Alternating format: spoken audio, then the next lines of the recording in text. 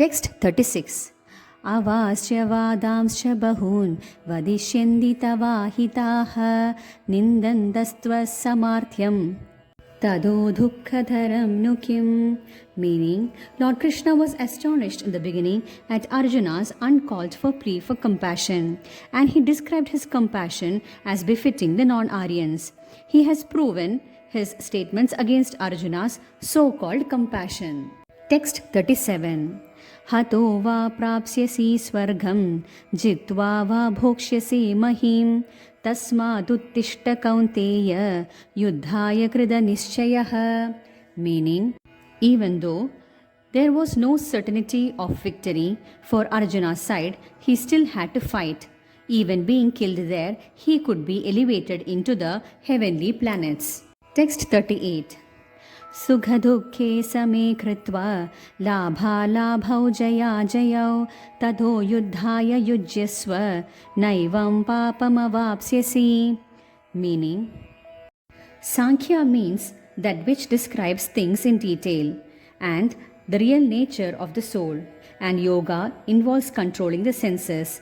Arjuna's proposal not to fight was based on the sense gratification. Forgetting his prime duty, he wanted to cease fighting because he thought that by not killing his relatives and kinsmen, he would be happier than by enjoying the kingdom after conquering his cousins and brothers, the sons of Dhritarashtra.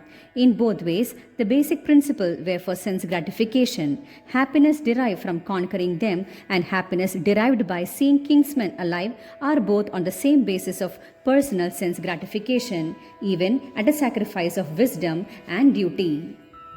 One who is situated in devotional or transcendental loving service to the Lord in Krishna consciousness attains to the stage of Buddhi Yoga by the special grace of the Lord.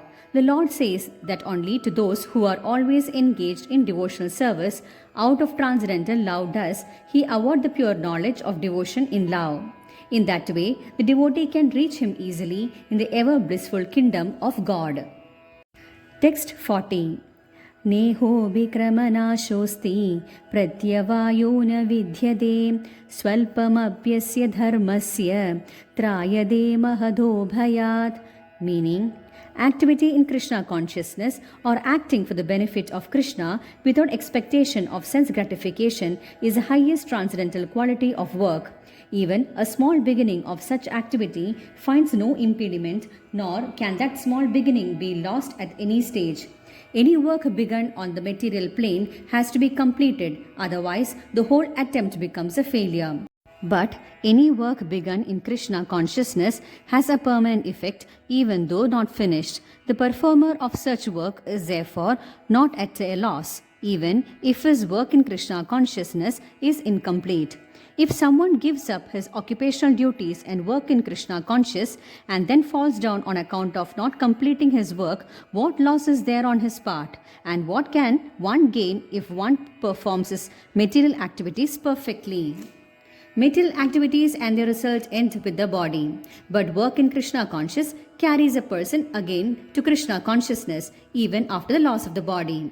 At least one is sure to have a chance in the next life of being born against as a human being, either in the family of a great cultured Brahmana or in rich aristocratic family that will give one a further chance for elevation.